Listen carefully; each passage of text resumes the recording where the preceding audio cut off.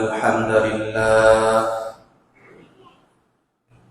إن الحمد لله نحمده ونستعينه ونستغفره ونعوذ بالله من شرور أنفسنا ومن سيئات أعمالنا من يهده الله فلا مضل له ومن يضلله فلا هادي له وأشهد أن لا إله إلا الله وحده لا شريك له وأشهد أن محمدا عبده ورسوله أرسله بالحق بشيرا ونذيرا وداعيا إلى الله بإذنه وسراجا منيرا أما بعد فإن خير الحديث كتاب الله وخير الهدى هدى محمد صلى الله عليه وسلم وشر الأمور محدثاتها وكل محدثة بدعة وكل بدعة ضلالة وكل ضلالة في النار. أعوذ بالله من الشيطان الرجيم.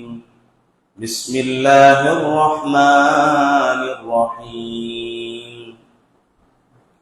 يا أيها الناس اتقوا ربكم الذي خلقكم من نفس واحدة وخلق منها زوجها وبث منهما رجالا كثيرا ونساء واتقوا الله الذي تساءلون به والأرحام إن الله كان عليكم رقيبا. يا أيها الذين آمنوا اتقوا الله حق تقاته ولا تموتن إلا وأنتم مسلمون. يا أيها الذين آمنوا اتقوا الله وقولوا قولا سديدا يصلح لكم أعمالكم ويغفر لكم ذنوبكم ومن يطع الله ورسوله فقد فاز فوزا عظيما. وقال الله تعالى والذين آمنوا وعملوا الصالحات لنبوئنهم من الجنة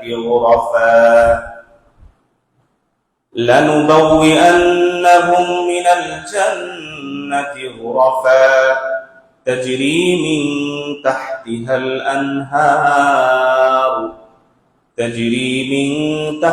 الأنهار خالدين فيها نعم أجر العاملين.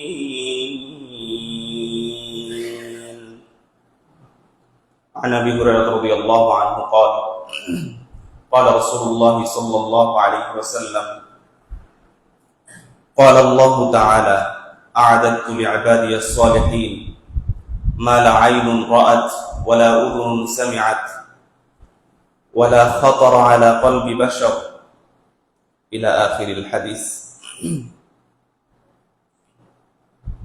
প্রশংসা মাত্রই সে রব্বুল আলামিনের জন্য, যে রব্বুল আলামিন আমাদেরকে দীর্ঘ এক সপ্তাহ পর সুস্থ শরীর নিয়ে সালাতুল জুমআ আদায় করার লক্ষ্যে এবং খুতবা শোনার জন্য যে রব্বুল আলামিন আমাদেরকে অসংখ্য অগণিত মানুষদের মধ্য থেকে আমাদেরকে ভালোবেসে পছন্দ করে সবার আগেই মসজিদে এসে উপস্থিত হওয়ার তৌফিক দিয়েছেন, সেই মহান রব্বুল আলামিনের দরবারে সকলেই অন্তর থেকে শুকরিয়া জানাই। আলহামদুলিল্লাহ। অসংখ্য গণিত দরুদ এবং সালাম বর্ষিত হোক বিশ্ব মানবতার মুক্তির দিশারি, সর্বকালের সর্বশ্রেষ্ঠ মহামানব, সমস্ত পয়গাম্বরদের ইমাম, সাইয়্যিদুল মুরসালিন খাতামুন নবিয়্যিন, যার সুপারিশ ছাড়া কাল কিয়ামতের মাঠে পৃথিবীর কারো জান্নাতে যাওয়ার সৌভাগ্য হবে না, সেই নবীর প্রতি আমরা সংক্ষিপ্তভাবে দরুদ পড়ি। আল্লাহুম্মা সাল্লি আলাইহি, আল্লাহুম্মা বারিক আলাইহি। সম্মানিত মুসল্লিবৃন্দ, আজকের জুমার খুতবায় আমরা সংক্ষিপ্তভাবে আলোচনা করব যাদের জন্য আল্লাহ তাআলা জান্নাতে ঘর নির্মাণ করবেন। আল্লাহ তাআলা কাদের জন্য জান্নাতে ঘর নির্মাণ করবেন? প্রত্যেকটা ইমানদারের মনের আশা আকাঙ্ক্ষা এরকম যে দুনিয়ার এই সফর শেষ হওয়ার পরে আখেরাতে গিয়ে জান্নাতে প্রবেশ করা। এটা প্রত্যেক ইমানদারের অন্তরের ইচ্ছা। কিন্তু আল্লাহ তাআলা জান্নাত প্রস্তুত করে রেখেছেন মানুষকে সেখানে প্রবেশ করানোর জন্য। ঠিক তদ্রুপ পাশাপাশি জাহান্নামকেও প্রস্তুত করে রেখেছেন, সেখানেও আল্লাহ তাআলা মানুষকে প্রবেশ করাবেন। তো জান্নাতে আল্লাহ তাআলা যাদেরকে প্রবেশ করাবেন তাদের জন্য আল্লাহ তাআলা কিছু নিয়ম কানুন দিয়ে দুনিয়াতে পাঠিয়েছেন, যে এই নিয়মের ভিতরে যদি থাকো তাহলে আমি জান্নাতে প্রবেশ করাবো। আল্লাহ তাআলার আদেশ নিষেধগুলো যদি আমরা সঠিকভাবে মেনে চলি তাহলে আল্লাহ তাআলা আমাদেরকে সেই জান্নাতে প্রবেশ করাবেন, যেই জান্নাতের প্রতিশ্রুতি আল্লাহ তাআলা দিয়ে রেখেছেন। তো ঠিক তদ্রুপ ইমানদারদের অন্তরের আশা এরকম থাকা প্রয়োজন যে মৃত্যুর পরে আল্লাহ তাআলা আমাকে জান্নাতে দিবেন, কিন্তু দুনিয়াতে জীবিত অবস্থায় সেই জান্নাতে যাওয়ার মতো কাজ আমাদেরকে করতে হবে। সেই জান্নাতে আল্লাহ তাআলা আমাদেরকে যেই ঘর, যেই প্রাসাদ, যেই বিশাল বড় বড় দালান কোঠা ইত্যাদির নিয়ামত রাজি দিবেন, সেই নিয়ামত রাজির কাজগুলো আমাদেরকে করতে হবে, অন্যথায় আল্লাহ তাআলা সেগুলো আমাদেরকে দিবেন না। জান্নাতের প্রাসাদগুলো কেমন হবে, জান্নাতের ঘরগুলো কেমন হবে, রাসূলুল্লাহ সাল্লাল্লাহু আলাইহি সাল্লাম হাদিসের মধ্যে বিস্তারিত বিবরণ দিয়েছেন। আবু হুরায়রা রাদিয়াল্লাহু আনহু বলছেন যে কুলনা ইয়া রাসূলুল্লাহ, আমি আল্লাহ রাসূলকে বললাম, হে আল্লাহ রাসূল, আপনার সৃষ্টি আপনি কি দিয়ে সৃষ্টি করেছেন? আপনার পৃথিবীতে যত সৃষ্টি আছে এগুলো আপনি কি দিয়ে সৃষ্টি করেছেন? আল্লাহ তাআলা বলছেন, রাসূলুল্লাহ সাল্লাল্লাহু আলাইহি ওয়াসাল্লাম বলছেন যে মিনাল মা, আল্লাহ তাআলা এগুলো সব পানি থেকে সৃষ্টি করেছেন। আমি আবার জিজ্ঞাসা করলাম, আল্লাহ রাসূল, জান্নাতকে আল্লাহ কি দিয়ে সৃষ্টি করেছেন? রাসূলুল্লাহ সাল্লাল্লাহু আলাইহি ওয়াসাল্লাম বললেন যে জান্নাতকে আল্লাহ তাআলা একটা স্বর্ণের ইট এবং একটা রৌপ্যের ইট, স্বর্ণের ইট এবং রূপার ইট দ্বারা জান্নাতকে তৈরি করেছেন। এবং এই জান্নাতের যেই আপনার ওই যে মেডিসিন আছে, ওই আমরা যেরকম প্লাস্টার করার সময় সিমেন্ট বালু দেই, তো সেই জান্নাতের প্লাস্টারের জিনিস কি জানেন? সেগুলো হচ্ছে কস্তুরী, জাফরান। এই কস্তুরী জাফরান মিশ্রিত করে সেই জান্নাতকে তৈরি করা হয়েছে। এবং সেই পাথর, জান্নাতের তৈরি করতে যে পাথরগুলো লেগেছে সেগুলো কি? সেগুলো হচ্ছে মণিমুক্তা দিয়ে তৈরি করা কঙ্কর। দুনিয়ার সাধারণ কোনো পাথর না, সেটা আল্লাহ তাআলা মণিমুক্তা দিয়ে তৈরি করেছেন কঙ্কর। এইরকম পাথর কঙ্কর দিয়ে আল্লাহ তাআলা জান্নাতকে তৈরি করে রেখেছেন। সেখানে কারা যাবে? সেখানে আল্লাহ তাআলা মানুষকে পাঠাবেন, সেখানে আল্লাহ তাআলা মানুষকে প্রবেশ করাবেন। রাসূলুল্লাহ সাল্লাল্লাহু আলাইহি ওয়াসাল্লাম বলছেন সেই জান্নাত এমন শান্তির জায়গা, সেই জান্নাতে গিয়ে কেউ কোনোদিন বৃদ্ধ হবে না, যৌবন হারা হবে না কেউ। সে যুবক থাকবে, চিরকাল যুবক থাকবে। যারা আমরা বৃদ্ধ হয়ে গেছি, আমাদের চলতে ফিরতে কষ্ট। অনেক বৃদ্ধ এরকম আছে, বয়সের ভারে, অসুস্থতার ভারে মনে করে যে আল্লাহ তাআলা যেন আমাকে তাড়াতাড়ি দুনিয়া থেকে বিদায় করে নেয়। এই দোয়া সে করে, মনে মনে এই দোয়া করে যে চলতে ফিরতে এরকম কষ্ট, কিন্তু সেই জান্নাতে আল্লাহ তাআলা আপনাকে আমাকে পাঠাবেন, যেই জান্নাতে কোনোদিন মানুষ বৃদ্ধ হবে না। সেই জান্নাতে সে চিরকাল জীবিত থাকবে, কোনোদিন মৃত্যুবরণ করবে না। এমন জান্নাতে আল্লাহ তাআলা আমাদেরকে পাঠাবেন। তো সেই জান্নাতে যাওয়ার জন্য কাজ করতে হবে। আল্লাহ সুবহানাহু ওয়া তাআলা আদেশগুলোকে যথাযথভাবে মান্য করতে হবে, এবং তিনি যে নিষেধগুলো করেছেন সেই নিষেধগুলো থেকে আমাদেরকে বিরত থাকতে হবে। 2 নাম্বার, জান্নাতে আল্লাহ তাআলা এমন সব নিয়ামত রাজি আমাদের জন্য প্রস্তুত করে রেখেছেন যেগুলো আমাদের কল্পনার বাহিরে, যেগুলো আমাদের কল্পনার বাহিরে। আবু হুরায়রা রাদিয়াল্লাহু আনহু থেকে বর্ণিত, তিনি বলছেন রাসূলুল্লাহ সাল্লাল্লাহু আলাইহি ওয়াসাল্লাম বলছেন, ক্বালা আল্লাহু তাআলা, আল্লাহ তাআলা বলছেন, হাদিসে কুদসি, মানে সরাসরি আল্লাহ তাআলা বলছেন। আল্লাহ তাআলা কি বলছেন? আ'দাতু লি'ইবাদিয়াস সালিহিন, আমি আমার সালেহীন বান্দাদের জন্য প্রস্তুত করে রেখেছি, আমি আমার নেককার বান্দাদের জন্য প্রস্তুত করে রেখেছি, আমি আমার সৎকর্মশীল বান্দাদের জন্য প্রস্তুত করে রেখেছি এমন জান্নাত মা লা আইনুন রাআত, দুনিয়ার কোন চোখ দিয়ে, দুনিয়ার কোন মানুষ সেই জান্নাত কোনদিন দেখেনি। বর্তমান পৃথিবী কত আধুনিক হয়েছে, ইউরোপ আমেরিকায় গিয়ে দেখেন কত আপডেট হয়েছে পৃথিবীর, কত উন্নত প্রযুক্তি, অথচ সেই উন্নত প্রযুক্তিগুলো মানুষ চোখ দিয়ে দেখেছে। কিন্তু আল্লাহ তাআলা বলছেন কি? মা লা আইনুন রাআত, আমি এমন জান্নাত প্রস্তুত করে রেখেছি যেই জান্নাত দুনিয়ার কোন চোখ দেখেনি, আর কিয়ামত পর্যন্ত দুনিয়ার কোন চোখ দেখতেও পারবে না, এমন জান্নাত আল্লাহ তাআলা রেখেছেন। ওয়ালা উযুনুন সামিআত, এমন জান্নাত আমি প্রস্তুত করে রেখেছি যেই জান্নাতের শব্দ দুনিয়ার কোন কান আজ পর্যন্ত শুনেনি এবং কিয়ামত পর্যন্ত শুনবেও না। শুধু কি তাই? রাসূলুল্লাহ সাল্লাল্লাহু আলাইহি ওয়াসাল্লাম বলেছেন, ওয়ালা খাতারা আলা কলবি বাশার, দুনিয়ার কোন মানুষের অন্তর চিন্তা কল্পনাও করতে পারেনি, দুনিয়ার কোন মানুষের অন্তর এই জান্নাতের নিয়ামত সমূহ নিয়ে চিন্তাও করতে পারেনি, কল্পনাও করতে পারবে না যে জান্নাত আমি প্রস্তুত করে রেখেছি। অর্থাৎ দুনিয়ার কোন মানুষের কল্পনার বাহিরে আমি প্রস্তুত করে রেখেছি সেই জান্নাত। সেই জান্নাতকে আল্লাহ তাআলা কতটা নিয়ামত রাজি দিয়ে প্রস্তুত করে রেখেছেন। রাসূলুল্লাহ সাল্লাল্লাহু আলাইহি ওয়াসাল্লাম বলছেন, আল্লাহ তাআলা বলছেন, ফাকরাউ ইন শিকতুম, তোমরা চাইলে এই আয়াতটা তেলাওয়াত করতে পারো। ফালা তা'লামু নাফসুম মা উখফিয়া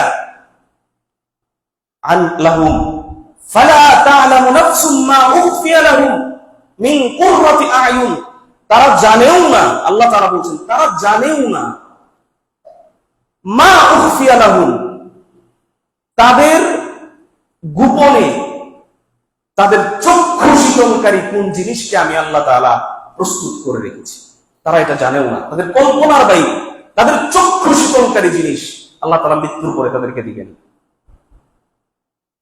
সুতরাং এই সেই জান্নাত, যেই জান্নাতে আল্লাহ তাআলা মানুষদেরকে প্রবেশ করানোর জন্য সেই জান্নাত প্রস্তুত করে রেখেছেন। সেই জান্নাতের কাজ যদি আমরা না করি, তাহলে আল্লাহ তাআলা এই নিয়ামত রাজির সেই জান্নাতে আমাদেরকে প্রবেশ করাবেন না। সম্মানিত উপস্থিতি, জান্নাতে প্রবেশ করার 2টা শর্ত, প্রধান 2টা শর্ত, অন্যতম মৌলিক 2টা শর্ত। যারা যারা জান্নাতে প্রবেশ করবে তাদেরকে এই 2টা শর্ত অবশ্যই পালন করতে হবে, এছাড়া কোনো ব্যক্তি পৃথিবীতে জান্নাতে প্রবেশ করতে পারবে না। 1, ঈমান, শিরিকবিহীন ঈমান, কুফরিবিহীন ঈমান, স্বচ্ছ ঈমান যার হবে তাকে আল্লাহ তাআলা জান্নাতে প্রবেশ করাবেন। 2 নাম্বার হচ্ছে আমলে সালেহ, মানে সৎ আমল, নেক আমল। এই 2টা জিনিস ছাড়া আল্লাহ তাআলা কোনো মানুষকে জান্নাতে প্রবেশ করাবেন না। যদি কারো ভিতরে সৎ আমল থাকে, নেক আমল থাকে, কিন্তু যদি ঈমান না থাকে, তাহলে আল্লাহ তাআলা তাকে জান্নাতে প্রবেশ করাবেন না। পাশাপাশি কারো যদি শুধুমাত্র ঈমান থাকে কিন্তু আমল নাই, কেউ যদি দাবি করে যে আমার ঈমান ঠিক আছে কিন্তু সে আমল করে না, তো এইরকম মানুষকেও আল্লাহ তাআলা জান্নাতে প্রবেশ করাবেন না। একটা আরেকটার পরিপূরক, মানে ঈমানের সাথে আমল পাশাপাশি জড়িত, আবার আমলের সাথেও ঈমান পাশাপাশি জড়িত। তো এই 2টা মৌলিক শর্ত ছাড়া আল্লাহ তাআলা কাউকে জান্নাতে প্রবেশ করাবেন না।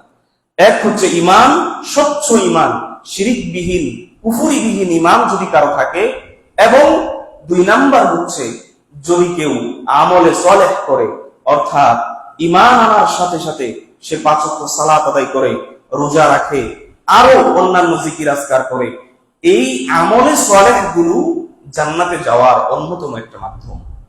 তাহলে আমরা বুঝতে পারলাম যে জান্নাতে প্রবেশ করার অন্যতম মৌলিক 2টা যে শর্ত, সেই 2টা শর্ত হচ্ছে, 1 ঈমান, 2 হচ্ছে আমল। এই 2টা জিনিস ছাড়া আল্লাহ তাআলা কাউকে জান্নাতে প্রবেশ করাবেন না। আল্লাহ তাআলা কুরআনুল কারীমের মধ্যে বলছেন, ওয়াল্লাযীনা আমানু ওয়া আমিলুস সালিহাত, যারা ঈমান আনবে এবং আমলে সালেহ করবে। আমলে সালেহ মানে নেক আমল যারা করবে, সৎ আমল যারা করবে, ভালো কাজ যারা করবে, লানুবাউইআন্নাহুম মিনাল জান্নাতি গুরাফা, আল্লাহ তাআলা বলেন অবশ্যই আমি তাদেরকে এমন জান্নাতে প্রবেশ করাবো, লানুবাউইআন্নাহুম মিনাল জান্নাতি গুরাফা, মানে সুউচ্চ প্রাসাদ, সুউচ্চ প্রাসাদ, যেখানে যে জান্নাতের স্তর রয়েছে অনেক। কেউ নিম্ন স্তরে থাকবে তারা ঈমান আমল অনুযায়ী, কেউ আরেকটু উপরে থাকবে, কেউ আরেকটু সুউচ্চ উপরে থাকবে মর্যাদা অনুযায়ী, কেউ আরেকটু উপরে থাকবে। এরকম সুউচ্চ মর্যাদার আসনে আল্লাহ তাআলা তাদেরকে প্রবেশ করাবে যাদের দুনিয়াতে ঈমান এবং আমল আছে। আল্লাহ তাআলা বলছেন কি, লানুবাউইআন্নাহুম মিনাল জান্নাতি গুরাফা, আমি আল্লাহ তাআলা অবশ্যই তাদেরকে সুউচ্চ প্রাসাদ নির্মিত জান্নাতে প্রবেশ করাবো। তাজরি মিন তাহতিহাল আনহার খালিদিনা ফিহা, তারা সেখানে চিরকাল অবস্থান করবে, যেই জান্নাতের তলদেশ দিয়ে নহর সমূহ প্রবাহিত হয়। সেই নহরগুলো, সেই নদীগুলো আপনার বিশুদ্ধ পানি হবে, পানির নহর থাকবে। সেই নহরগুলো ধবধবে সাদা, দুধের নহর থাকবে। সেই নহরগুলো আপনার সুমিষ্টীয় মধুর নহর থাকবে। সেই নহর সমূহ জান্নাতের তলদেশ দিয়ে প্রবাহমান থাকবে। এমন জান্নাতে আল্লাহ তাআলা প্রবেশ করাবেন।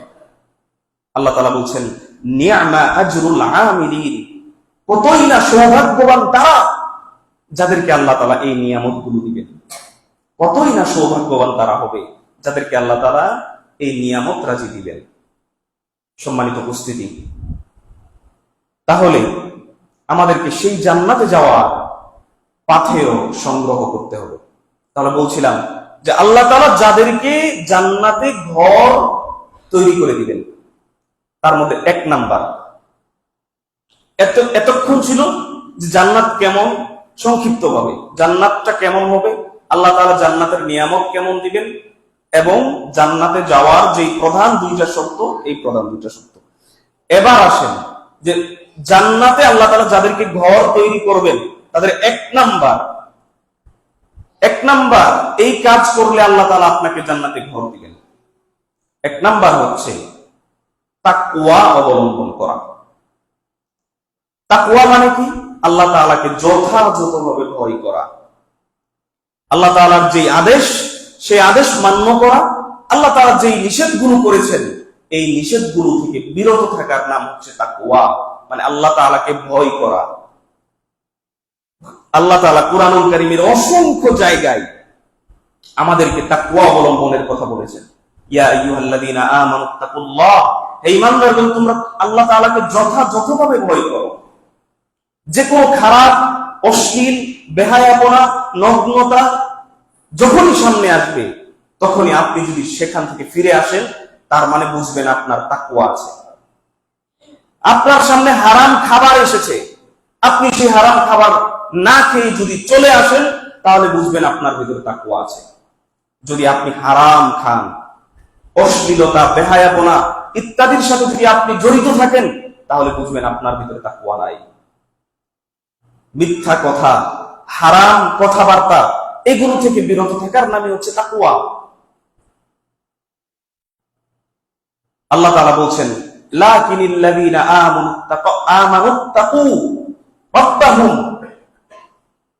যারা তাদের রবকে যথাযথভাবে ভয় করবে। লাকিনিল্লাযীনা আমানুত্তাকু রাব্বাকুম, যারা তাদের রবকে যথাযথভাবে ভয় করতে পারবে। লাহুম, তাদের জন্য রয়েছে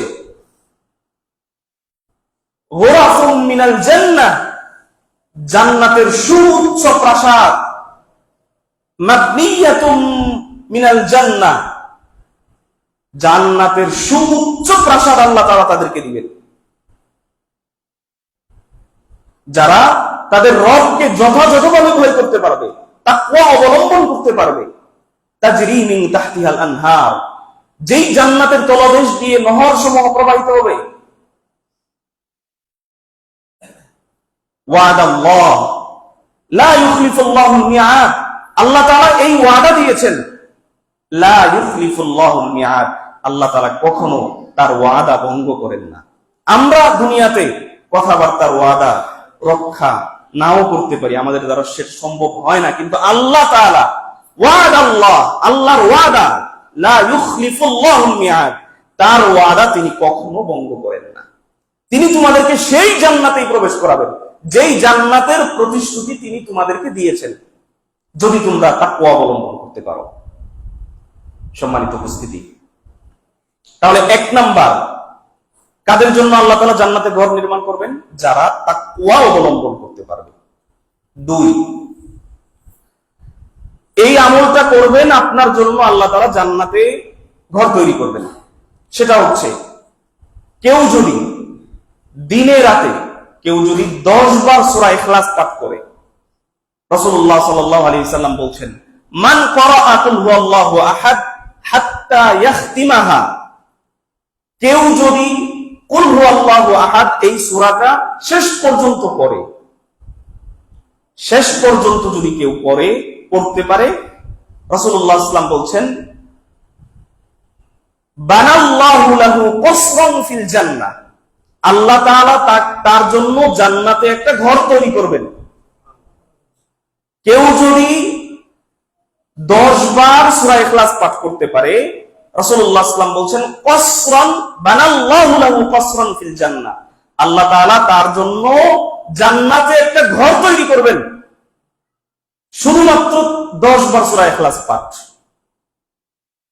এই কথা শোনার পরে উমর ইবনে খাত্তাব রাদিয়াল্লাহু আনহু তিনি বলছেন, আল্লাহ রাসূল, আযিন আস্তাগফির, আল্লাহ রাসূল, তাহলে আমি উমর রাদিয়াল্লাহু আনহু বলছেন, আমি সূরা ইখলাস পাঠ বেশি বেশি করে করব।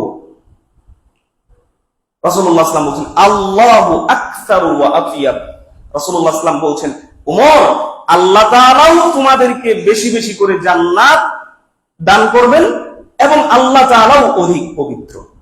তাহলে যে ব্যক্তি যত সূরা ইখলাস পাঠ করতে পারবে, 10 বার সূরা ইখলাস পাঠ করা মানে আপনার জন্য একটা জান্নাত তৈরি করা, জান্নাতে একটা ঘর তৈরি করা। আপনি আরো বেশি করবেন, আল্লাহ তাআলা আপনার জন্য আরো বেশি ঘর তৈরি করবেন জান্নাতে। আপনি আরো বেশি করবেন, 30-40 বার সূরা ইখলাস পাঠ করতে কয় মিনিট লাগে? সূরা ইখলাস পাঠ করতে কয় মিনিট লাগে?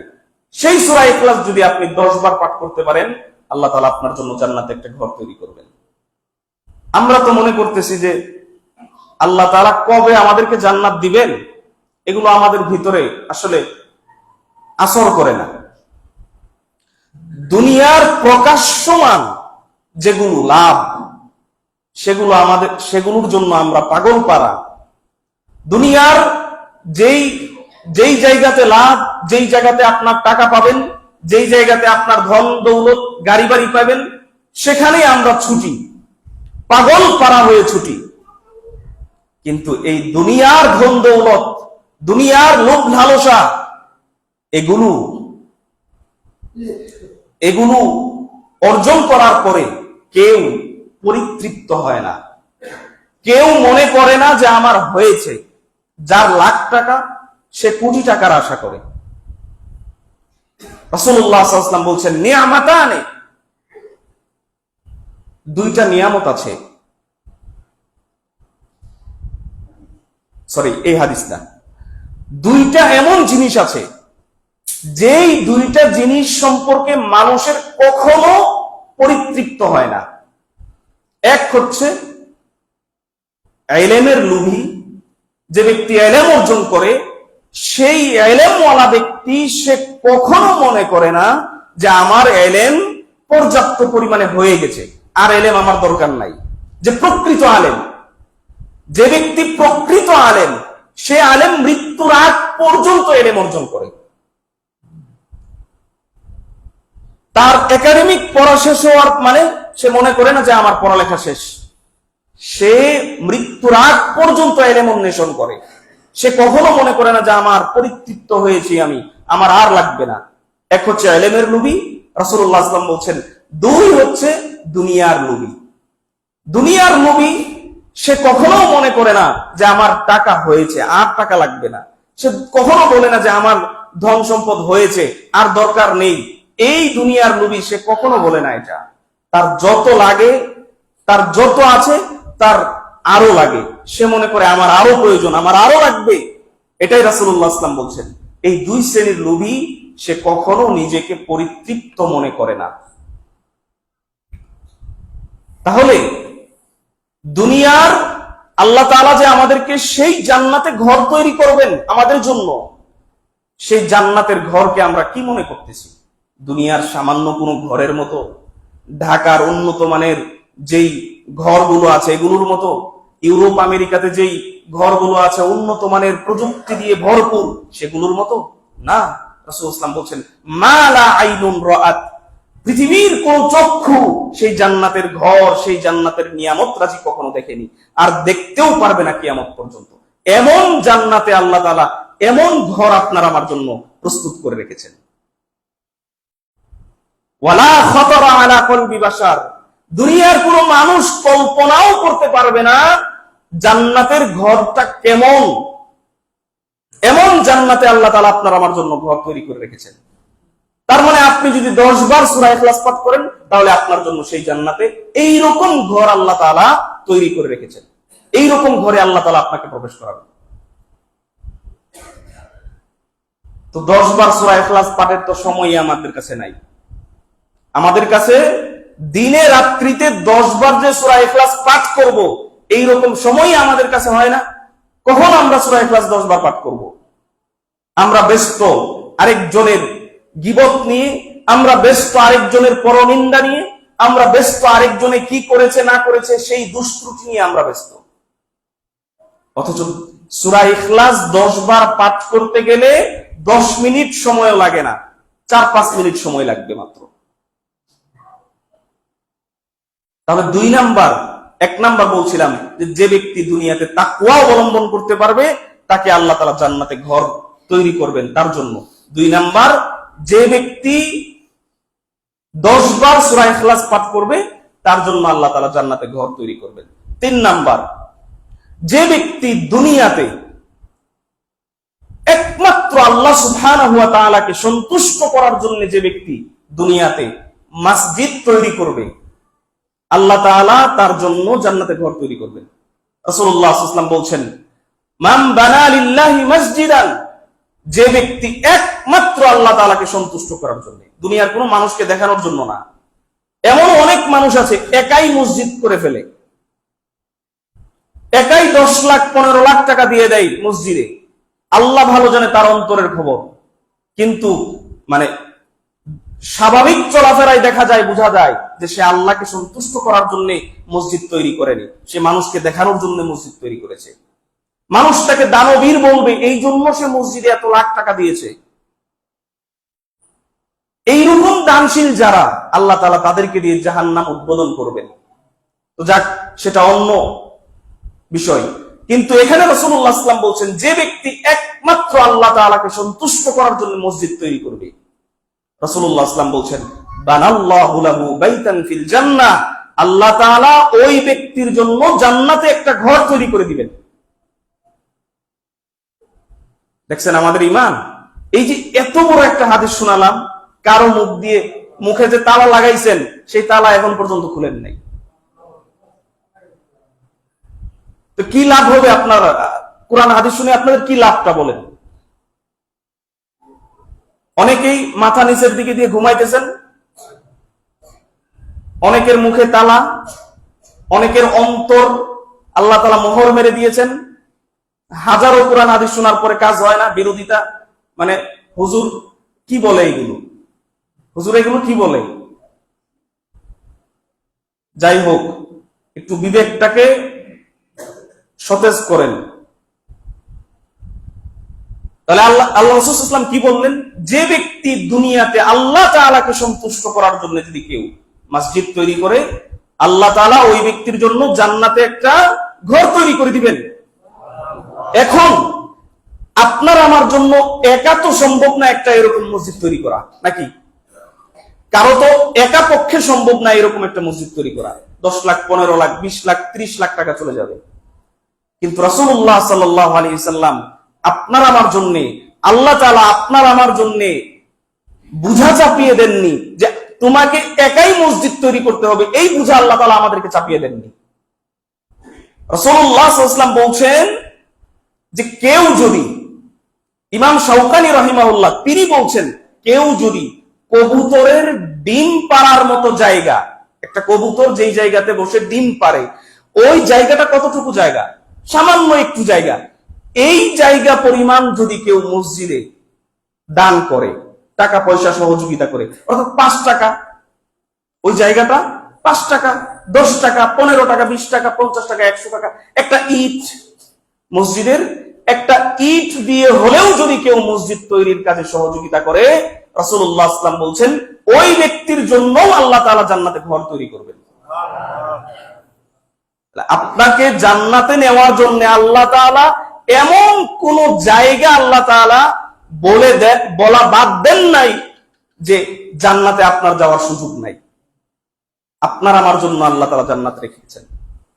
তাহলে 3 নাম্বার গেল যে মসজিদ যদি কেউ আল্লাহ তাআলাকে সন্তুষ্ট করার জন্য তৈরি করে, তাকে আল্লাহ তাআলা জান্নাতে ঘর তৈরি করাবেন। 4 নাম্বার হচ্ছে, আমরা দিনে রাতে ফরজ সালাতের বাহিরে যেই সুন্নাত এবং নফল গুলো আদায় করি, অর্থাৎ ফরজ সালাতের বাহিরে দিনে রাতে কত রাকাত সুন্নাত? 12 রাকাত। এই 12 রাকাত সুন্নাতে রাতেবা, এই 12 রাকাত সুন্নাতকে সুন্নাতে রাতেবা বলা হয়। এই 12 রাকাত সুন্নাত সালাত যদি কেউ, এখানে আরেকটা কথা বলি যে আমরা অনেকেই জানি যে সুন্নাত এক জিনিস, নফল আরেক জিনিস, এটা আমরা মনে করি। অথবা আমরা মনে করি যে এই যে ধরেন যোহরের আগে 4 রাকাত, যোহরের পরে 2 রাকাত, এশার পরে 2 রাকাত, মাগরিবের পরে 2 রাকাত, ফজরের পূর্বে 2 রাকাত, এগুলোকে আমরা সুন্নাত বলি। কিন্তু রাসূলুল্লাহ সাল্লাল্লাহু আলাইহি ওয়াসাল্লামের হাদিস দ্বারা বোঝা যায় সুন্নাত আর নফল এটার ভিতরে কোনো পার্থক্য নাই। নফল যেই জিনিস, সুন্নাতও সেই জিনিস। অর্থাৎ এই যে দিনে রাতে যেই সুন্নাত গুলো 12 রাকাত, এগুলোকে নফলও বলা হয়, আবার সুন্নাতও বলা হয়। তাহলে দেখেন রাসূলুল্লাহ সাল্লাল্লাহু আলাইহি ওয়াসাল্লাম উম্মে হাবিবা রাদিয়াল্লাহু আনহা তিনি বলছেন যে রাসূলুল্লাহ সাল্লাল্লাহু আলাইহি ওয়াসাল্লাম বলছেন, মান সাল্লা ফি ইয়াউমিন ওয়া লাইলাতিন 12 রাকাত, যে ব্যক্তি দিনে এবং রাতে 12 রাকাত, 12 রাকাত সুন্নাত অথবা নফল সালাত যে ব্যক্তি দিনে রাতে আদায় করতে পারবে, রাসূলুল্লাহ সাল্লাল্লাহু আলাইহি ওয়াসাল্লাম বলছেন, বুনিয়া লাহু বাইতুন ফিল জান্নাহ, আল্লাহ তাআলা ওই ব্যক্তির জন্য জান্নাতে একটা প্রাসাদ তৈরি করবেন। বুনিয়া লাহু বাইতুন ফিল জান্নাহ, আল্লাহ তাআলা ওই ব্যক্তির জন্য জান্নাতে একটা বিশাল বড় ঘর তৈরি করবেন।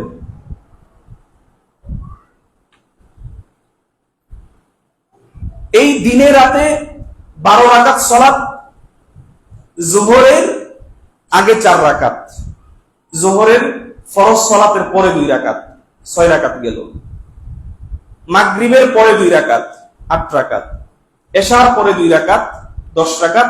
ফজরের পূর্বে 2 রাকাত। এই হলো 12 রাকাত। এই 12 রাকাত সালাত যে ব্যক্তি দিনে রাতে আদায় করতে পারবে, ওই ব্যক্তির জন্য আল্লাহ তাআলা জান্নাতে ঘর তৈরি করবেন। এখন এই যে জুমার ফরজ সালাত শেষ হবে, ফরজ সালাতের পরেই আমরা টপ করে বের হয়ে যাই, আমাদের জন্য আল্লাহ তাআলা ঘর তৈরি করবেন তো? মানে আমাদের আমল এইরকম নেকি আমরা অর্জন করেছি যে আমাদের আর সওয়াবের প্রয়োজন নাই। আমাদের নেকি হতে হতে হতে হতে আসমান পর্যন্ত পৌঁছে গেছে। আমাদের নেকি অর্জন করতে করতে করতে সারা দুনিয়া ভরপুর হয়ে গেছে নেকিতে, আমাদের আর নেকির প্রয়োজন নাই।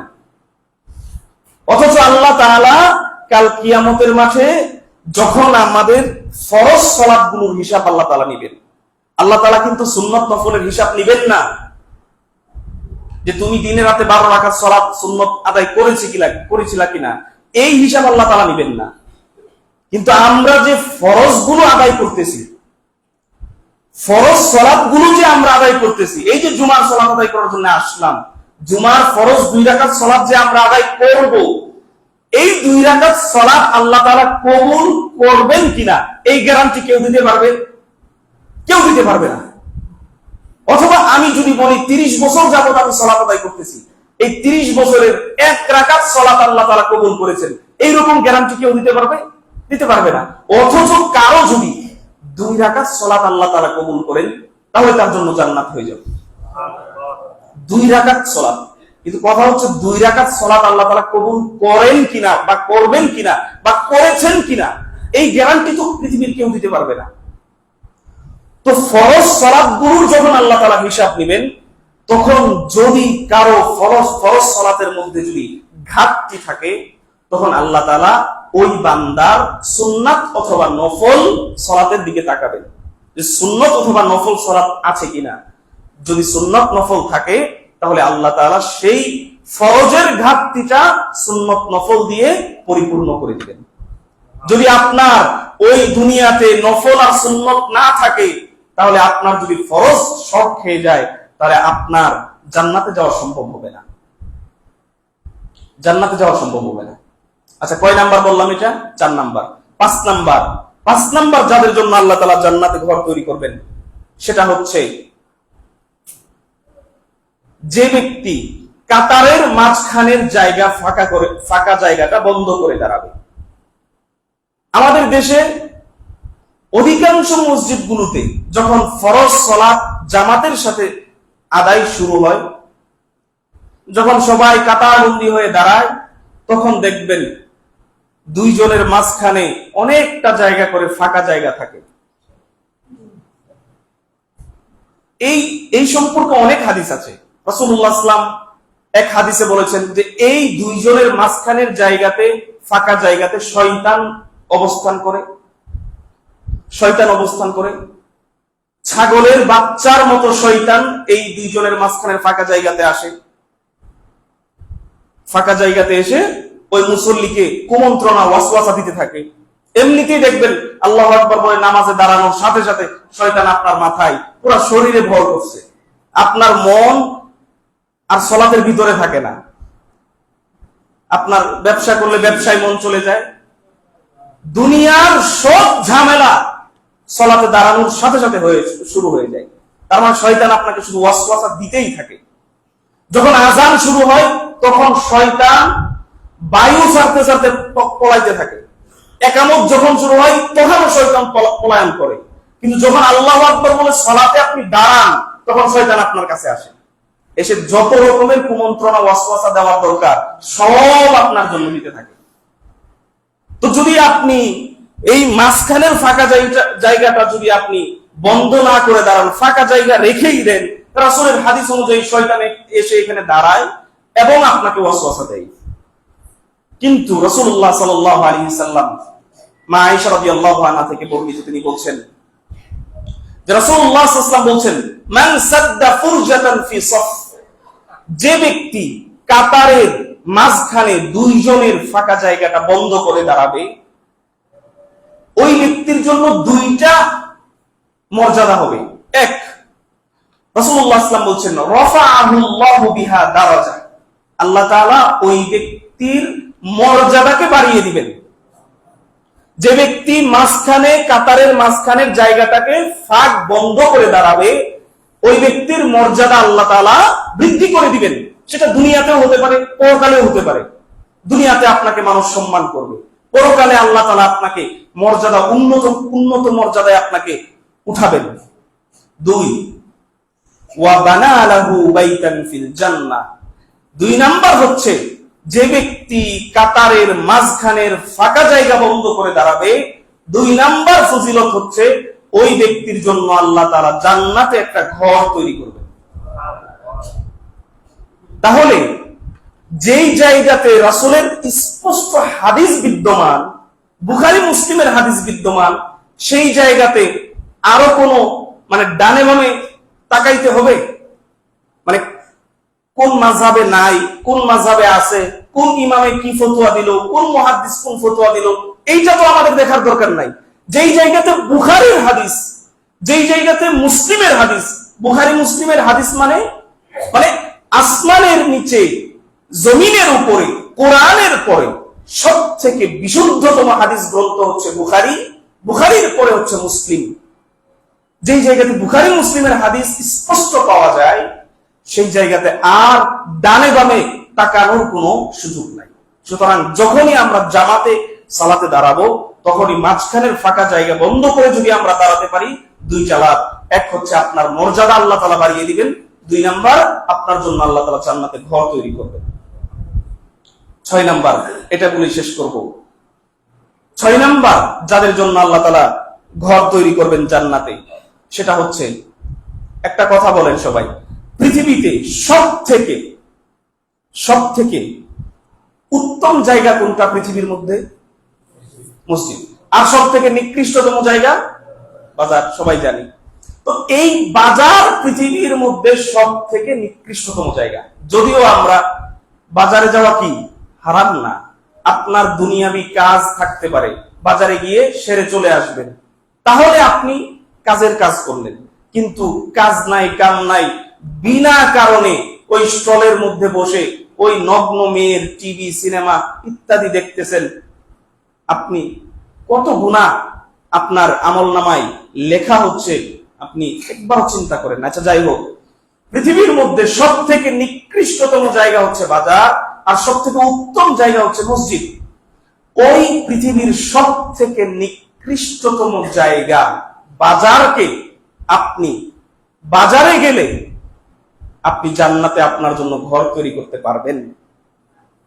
এখন বলবেন, হুজুর, পৃথিবীর মধ্যে যদি সব থেকে নিকৃষ্টতম জায়গা বাজার হয়, তাহলে যারা ব্যবসা করে তার মানে এরা সবসময় নিকৃষ্টতম জায়গার মধ্যে বসে থাকে? না, ব্যবসা অবশ্যই হালাল জিনিস, আল্লাহ রাসূল ব্যবসা করেছেন, সাহাবায়ে কেরাম ব্যবসা করেছেন। তার মানে বাজার সব থেকে নিকৃষ্টতম জায়গা তখন যখন আপনি বিনা কারণে সেখানে গিয়ে গীবত করেন, পরনিন্দা করেন, হারামের সাথে সম্পৃক্ত থাকেন, তখন আপনি সেই নিকৃষ্টতম জায়গায় অবস্থান করেন। এই নিকৃষ্টতম জায়গাতে যাওয়ার ফজিলত কি জানেন? বাজারে যাওয়ার ফজিলত, যদি আপনি কারণে যান, কাজের জন্য যান বাজারে, দরকারে যদি আপনি বাজারে যান, সেখানে গিয়ে কোনো গুনার কাজ যদি আপনি না করেন, তাহলে আপনার যে ফজিলত, মাঝে মধ্যে আমার চিন্তা হয় যে বাজারে গেলেই তো এই নেকিগুলো অর্জন করতে পারবো। নেকি শুনলে আপনার মাথা ঘুরে যাবে। রাসূলুল্লাহ সাল্লাল্লাহু আলাইহি ওয়াসাল্লাম বলছেন, মান দাখালা সুক, যে ব্যক্তি বাজারে প্রবেশ করবে, বাজারে যে ব্যক্তি প্রবেশ করলো, ওয়াকালা, এবং বলল, লা ইলাহা ইল্লাল্লাহু ওয়াহদাহু লা শারীকা লাহু লাহুল মুলকু ওয়া লাহুল হামদু ইউহয়ি ওয়া ইউমীত ওয়া হুয়া হাইয়্যুন লা ইয়ামুতু বিয়াদিহিল খায়র ওয়া হুয়া আলা কুল্লি শাইইন কাদির। কি বললাম? লা ইলাহা ইল্লাল্লাহু ওয়াহদাহু লা শারীকা লাহু লাহুল মুলকু ওয়া লাহুল হামদু ইউহয়ি ওয়া ইউমীত ওয়া হুয়া হাইয়্যুন লা ইয়ামুতু বিয়াদিহিল খায়র। এই দোয়াটা যে ব্যক্তি বাজারে গিয়ে পড়তে পারবে, কাতাবাল্লাহু লাহু, আলফা আলফা হাসানাতিন, রাসূলুল্লাহ সাল্লাল্লাহু আলাইহি ওয়াসাল্লাম বলেন ওই ব্যক্তির আমল নামায় আল্লাহ তাআলা 10 লক্ষ নেকি লিখে দিবেন। কয় লক্ষ? 10 লক্ষ নেকি আল্লাহ তাআলা লিখে দিবেন। 10 লক্ষ নেকি কল্পনা করা যায়? কিয়ামতের দিন আপনি একটা নেকির জন্য দৌড়াদৌড়ি করবেন, আপনার মায়ের কাছে যাবেন, বাপের কাছে যাবেন, কেউ চিনবে না আপনাকে। অথচ আল্লাহ তাআলা কতটা সুযোগ আল্লাহ তাআলা আপনাকে দিয়েছেন। এমন কোন কুতুব নাই, এমন কোন পরহেজগার ব্যক্তি নাই যে বাজারে যায় না। এরকম কেউ আছে? বাজারে যে যায় না এরকম কোন মানুষ পৃথিবীতে নাই। কে বাজারে যায় না? কে বাজারে যায় না বলেন? আল্লাহ রাসূল বলছেন যে ব্যক্তি বাজারে গিয়ে এই দোয়াটা পাঠ করতে পারবে, এক, ওই ব্যক্তির আমল নামায় 10 লক্ষ নেকি আল্লাহ তাআলা লিখে দিবেন। দুই, ওই ব্যক্তির আমল নামায় আলফা আল ওয়া মাহা আনহু আলফা আলফা সাইয়্যাতিন, এবং ওই ব্যক্তির আমল নামা থেকে আল্লাহ তাআলা 10 লক্ষ গুনাহ মুছে দিবেন। ওই ব্যক্তির আমল নামা থেকে আল্লাহ তাআলা, ওই ব্যক্তির গুনার খাতা থেকে আল্লাহ তাআলা 10 লক্ষ গুনাহ মুছে দিবেন। শুধু কি তাই? দুইটা গেল। 3 নাম্বার, ওই ব্যক্তির ওয়া দারাজাতাহু, ওই ব্যক্তির মর্যাদাকে আল্লাহ তাআলা আলফা আলফা দারাজা, ওই ব্যক্তির মর্যাদাকে আল্লাহ তাআলা 10 লক্ষ গুণ বাড়িয়ে দিবেন। 10 লক্ষ গুণ মর্যাদা বাড়িয়ে দিবেন ওই ব্যক্তির। ওয়া বানাল্লাহু লাহু বাইতান ফিল জান্নাহ, সর্বশেষ 4 নাম্বার ফজিলত হচ্ছে ওই ব্যক্তির জন্য আল্লাহ তাআলা জান্নাতে একটা ঘর তৈরি করবেন। 4টা ফজিলত। 1, 10 লক্ষ নেকি আল্লাহ তাআলা আমলনামায় লিখে দিবেন, 10 লক্ষ গুনাহ ক্ষমা করে দিবেন, 10 লক্ষ গুণ মর্যাদা বাড়িয়ে দিবেন। 4 নাম্বার হচ্ছে ওই ব্যক্তির জন্য আল্লাহ তাআলা জান্নাতে একটা ঘর তৈরি করবেন। সুতরাং আমরা যদি আল্লাহ তাআলার দেখানো পথের দিকে যদি আমরা ফিরে না আসি, যদি শয়তানের পথেই থাকি, তাহলে এই দোয়া আমাদের দ্বারা মৃত্যুর আগ পর্যন্ত মুখস্থ হবে না। আর বাজারে 1000 বার যাব, 100 বার যাব, তারপর ওই দোয়া মুখ দিয়ে বেরো হবে না। আল্লাহ তাআলা 10 লক্ষ গুণ নেকি দিবেনও না, 10 লক্ষ গুনাহ ক্ষমা করবেন না, মর্যাদাও বাড়াবেন না, জান্নাতে আমাদের জন্য আল্লাহ তাআলা ঘরও তৈরি করবেন না। আল্লাহ তাআলা যেন আমাদের সবাইকে এই কথাগুলোর উপর, আমাকে সহ আপনাদের সকলকে আমল করার, বুঝার এবং আমল করার তৌফিক দান করেন। আল্লাহুম্মা আমিন। আলহামদুলিল্লাহ ওয়াহদাহু ওয়াসসালাতু ওয়াসসালামু আলা রাসূলিল্লাহ ওয়া আলা আলিহি ওয়া সাহবিহি আজমাইন, আম্মা বা'দ। আউযু বিল্লাহি মিনাশ শাইতানির রাজীম। ইন্নাল্লাহা ওয়া মালাইকাতাহু ইউসাল্লুনা আলান নবী ইয়া আইয়ুহাল্লাযীনা আমানু সাল্লু আলাইহি ওয়া সাল্লিমু তাসলিমা। সবাই দরুদ ইব্রাহিম পড়ি। আল্লাহুম্মা সাল্লি আলা মুহাম্মাদ ওয়া আলা আলি মুহাম্মাদ কামা সাল্লাইতা আলা ইব্রাহিম ওয়া আলা আলি ইব্রাহিম ইন্নাকা হামিদুম মাজিদ। আল্লাহুম্মা বারিক আলা মুহাম্মাদ ওয়া আলা আলি মুহাম্মাদ কামা বারাকতা আলা ইব্রাহিম ওয়া আলা আলি ইব্রাহিম ইন্নাকা হামিদুম মাজিদ। ربنا ظلمنا أنفسنا وإن لم تغفر لنا وترحمنا لنكونن من الخاسرين. ربنا آتنا في الدنيا حسنة وفي الآخرة حسنة وقنا عذاب النار. رب اغفر لي ولوالدي وللمؤمنين يوم يقوم الحساب. أذهب البأس رب الناس واشف أنت الشافي لا شفاء إلا شفاؤك شفاء لا يغادر سقما. اللهم أجرنا من النار، اللهم أجرنا من النار. اللهم إني أسألك جنة الفردوس، اللهم إني أسألك جنة الفردوس. اللهم إني أعوذ بك من عذاب جهنم وأعوذ بك من عذاب القبر وأعوذ بك من فتنة المسيح الدجال. ربنا هب لنا من أزواجنا وذرياتنا قرة أعين واجعلنا للمتقين إماما. رب ارحمهما كما ربياني صغيرا، رب ارحمهما كما ربياني صغيرا. رب هب لي من الصالحين، رب هب لي من الصالحين. سبحان ربك رب العزة عما يصفون وسلام على المرسلين والحمد لله رب العالمين.